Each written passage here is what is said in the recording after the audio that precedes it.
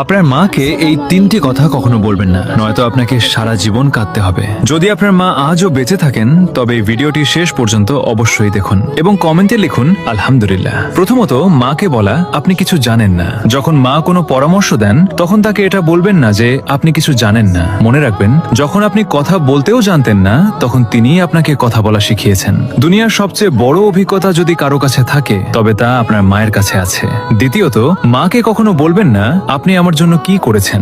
যদি কখনো আপনার মনে হয় যে মা আপনার জন্য কিছুই করেননি, তবে সেই রাতগুলোকে মনে করুন যখন আপনি অসুস্থ ছিলেন আর মা সারা রাত জেগে আপনার সেবা করেছেন। আপনার এক ফোঁটা চোখের জলে যদি কেউ সারা রাত না ঘুমিয়ে থাকে তবে তিনি কেবল মাই হন। তৃতীয়ত, আমাকে একা ছেড়ে দিন।